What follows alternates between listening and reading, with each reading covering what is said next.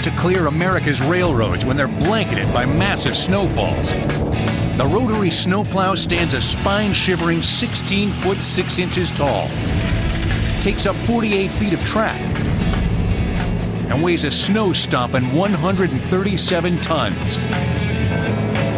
That's nearly 300,000 pounds. Mounted on the bow of this blizzard-eating beast is an 11-foot fan, driven by a 1,750 horsepower engine. Spinning at a snow-chugging 90 revs per minute, this wheel can slice and swallow a wall of rail-clogging snow 12 feet deep and spit it a distance of 100 feet. That's a third of a football field. The cold fact is, when it comes to clearing snow from California's Sierra Nevada mountains, this is hands down the biggest stick in the railroad's bag. If we didn't have the rotary snowplow available, we wouldn't be able to keep up if we got heavy snows that we have had in the past. It moves such a large amount of snow that we would be shut down, and it would be weeks before we could get the Sierras open again without this piece of equipment. The weather conditions that we bring the rotary out is either we've gotten very heavy snows, so then we'll come out with the rotary and it moves very slowly, but it does move a large amount of snow. We're moving about 8 miles an hour. In fact, this machine is so capable at carving a path through the white stuff that the railroads don't bother using it for ordinary snowfalls. Nope, this beast only sees service roughly once a decade.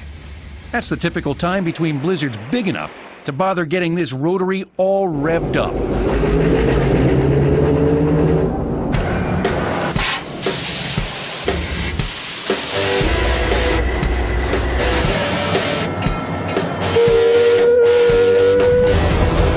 The last time we brought the rotary out was 96 and 97. We'd had over 500 inches up on top of the hill when we averaged 450 in an average year.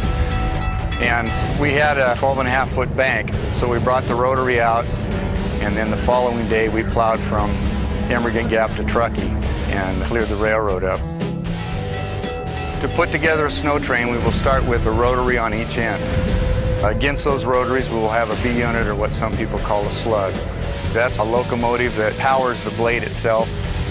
Then there's 2 locomotives in the middle, which are AC locomotives.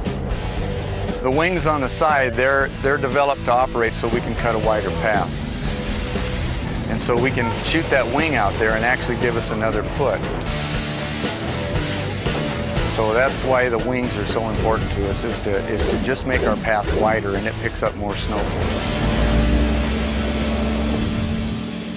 Believe it or not, rotary snowplows are not modern inventions. This once steam-powered machine was actually built back in 1937. But while converted to diesel-driven electric in 1957, it still uses these boiling hot vapors to keep this snow-blowing operation on track. The thing we use the steam for is to keep the windows clean, to keep the joints for the wings working, and of course we still have the steam whistle, which everybody loves.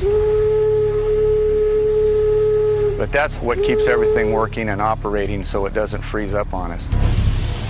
Well, I guess you could compare it to a dragon as the steam comes out and as it hisses at you, and it looks like it's alive and breathing when we have it fired up and actually operating. Okay, here we're at the front of the rotary. As you can see, we have the blades. Those are 11 feet across. The snow is picked up into the blade as it spins, and it goes out the top, depending way up there at the top which way we have the chute going and the blade rotating. That's the direction that we will throw the snow. Here we're in the rotary snowplow control cab.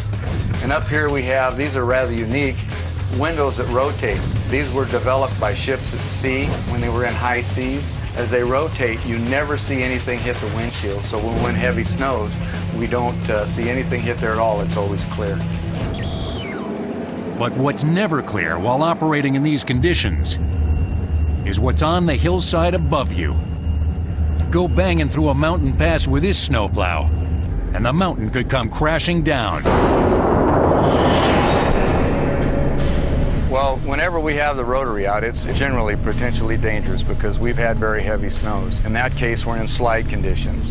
And so the biggest thing that we probably worry about is slides off of the side of the hill that may come down and bury us or tip us over. In 82 and 83, they had 194 inches come down in a few days on a base of 94 inches. We weren't blowing the whistle. We were being as quiet as we could because we were so concerned about slides. But with a careful eye on the mountain above you, the rotary snowplow will keep rolling, relentlessly removing snow, keeping America's railroads running.